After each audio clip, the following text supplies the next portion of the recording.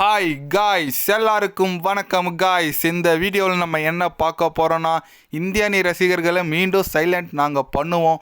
அது மட்டும் இல்லாமல் இந்த டெஸ்ட் போட்டியை வின் பண்ணி அந்த சைலண்ட் மோடை நாங்கள் போடுவோம் அப்படின்னு சொல்லிட்டு இந்திய அணிக்கே சவால் விடுற மாதிரி பேசியிருக்காரு ஆஸ்திரேலிய அணியின் கேப்டன் பேட் கமின்ஸ். அவர் இந்த சீரீஸ் குறித்து சில பல கருத்துக்கள் பத்திரிக்கையாளர் சந்திப்பில் பேசியிருக்காரு. அவர் என்ன பேசினார், ஏது பேசினார் சொல்லிட்டு வீடியோவில் டீட்டெயில்டாக பார்க்கலாம்.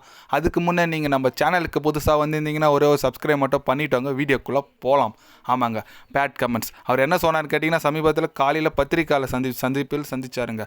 என்ன சொன்னாருன்னு கேட்டிங்கன்னா, தொடர் குறித்து இந்திய அணியே இந்த தொடர் நாங்கள் எங்களை ஈஸியாக விட மாட்டாங்க, எங்களுக்கு தெரியும். கண்டிப்பாக நாங்கள் எங்களோட ஹார்ட் ஒர்க் போட்டால் மட்டும்தான் இந்த சீரீஸை வின் பண்ண முடியும். நான் அவங்க நாட்டில் ஓடிஐ வேர்ல்டு கப் வின் பண்ணும்போது ரசிகர்கள் சைலண்டாக இருக்குன்னு சொன்னது ரொம்ப வைரல் ஆச்சு.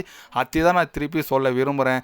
இந்திய அணி ரசிகர்களை மீண்டும் நாங்கள் சைலண்ட் பண்ணால் மட்டும்தான் இந்த தொடரை நாங்கள் வெல்ல முடியும்னு சொல்லிட்டு கொஞ்சம் ஜாலியாக கிண்டலாக தான் சொல்லியிருக்காரு. ஏன்னா அது அந்தளவுக்கு கொஞ்சம் பாப்புலர் ஆச்சு. அது கொஞ்சம் விளையாட்டாக சொல்லி பேசியிருக்காரு நம்ம பேட் கமெண்ட்ஸ். ஏங்க எத்தனை வாட்டி தாங்க எங்கள் இந்திய ரசிகர் ஃபீலிங்ஸில் விளையாடுவீங்க? 50 வேர்ல்டு கப்பு நாங்கள் அடிக்கலான்னு பார்த்தோம், வந்து கெடுத்து முடிச்சு விட்டீங்க, எங்களை ஃபைனலில் தோற்று போட்டோம். இப்போ நாங்கள் ஐசிசி டெஸ்ட் சாம்பியன்ஷிப் ஃபைனலுக்கு போகலான்னு ஒரு ஆசை இருக்கும். அதுவும் ஆட்டோம்பார் கரெக்டாக உங்கள் கையிலே கொடுக்குறான். என்ன பண்ணுறதுன்னு தெரியல. இந்திய அணி இந்த சீரீஸை ஆஸ்திரேலியாவை 4-1 அட்லீஸ்ட் எல்லாம் 3-2 ஜெயிச்சா மட்டும்தான் ஐசிசி டெஸ்ட் சாம்பியன்ஷிப் ஃபைனலுக்கு நம்ம போக முடியும். அதுக்கு முக்கியமாக இந்த தொடரை ஜெயிக்கணும். என்ன பண்ணுறதுனே தெரியல. நம்ம ஆளுங்க இருக்கிற ஃபார்முக்கு பார்த்தா டவுட்டு தான் போலக்குது. எனக்கு தெரிஞ்சு அடுத்த மேட்ச்லாம் கொஞ்சம் டீம் எதனா மாற்றினா மட்டும்தாங்க வேலை ஆகும். ஏன்னு கேட்டிங்கன்னா, ஃபுல் பேட்டிங் ரொம்ப ஒஸ்ட்டான பேட்டிங் ஆகிறாங்க. ரோஹித் சர்மா இருக்கட்டும், விராட் கோலியாக இருக்கட்டும். அப்புறம் விராட் கோலி ஒரு 100 அடிச்சார், ஓகே. பட் அவர் போன்ற பிளேயர்லாம் எல்லா மேட்சும் ஆடுங்க. அவர் ஆடினா தாங்க ஜெயிக்கும். வெறும் ஜெய்ஸ்வால் மட்டும்தான் ஆடுறாரு, மற்றபடி வேறு யாருமே ஆட மாட்டார். ரிஷப் பண்ட் கூட சரியாக விளையாடல. போலிங் குறை சொல்லக்கூடாதுங்க. எல்லாமே நம்ம இந்திய அணி நல்லா போட்டாங்க. சிராஜாக இருக்கட்டும், பும்ரா இருக்கட்டும், எல்லோரும் நல்லா பண்ணாங்க. பட் ஆஸ்திரேலியா அணி பந்து வீச்சை நம்மளால் எதுவுமே கட்டுப்படுத்த முடியாதா?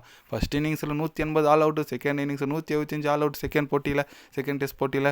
அதனால் இந்த தப்பெல்லாம் கொஞ்சம் திருத்தின்னு நம்ம இந்திய அணி தேர்ட் டெஸ்ட் போட்டியில் கண்டிப்பாக கம்பேக் கொடுத்தா மட்டும்தான் இந்த ஐசிசி டெஸ்ட் சாம்பியன்ஷிப் கோப்பன்னு சொல்லிட்டு நம்ம ஒரு கனவு நிறைவேற முடியும். ஏன்னு கேட்டிங்கன்னா, விராட் கோலி, ரோஹித் சர்மா எனக்கு தெரிஞ்சு மேபி அடுத்த வருஷத்துலேயே டெஸ்ட்லேருந்து ஓய்வு பெற்றுவாங்க. அதனால் அதுக்குள்ளே ஒரு இப்போ தான் T20 வேர்ல்டு கப் படித்தாங்க. அடுத்து இந்த 50 வேர்ல்டு கப் படித்தா நல்லாயிருக்கும். பார்க்கலாம். இந்திய அணி நம்ம கனவெல்லாம், ரசிகர்கள் கனவெல்லாம் நிறைவேற்றுறாங்கன்னு சொல்லிட்டு ஒரு பக்கம் இந்த பேட் கமெண்ட்ஸ் வேறு. நம்மளை அப்போ தான் கலாய்ச்சார், இப்போ வந்து கலாய்க்கிற மாதிரி பேசுகிறாரு.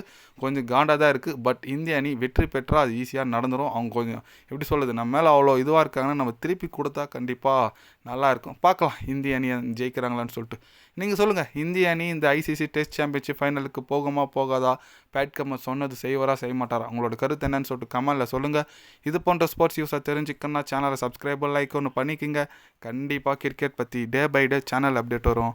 மறக்காமல் சப்ஸ்கிரைப் மட்டும் கொஞ்சம் பண்ணி வச்சுக்கோங்க. நன்றி, வணக்கம்.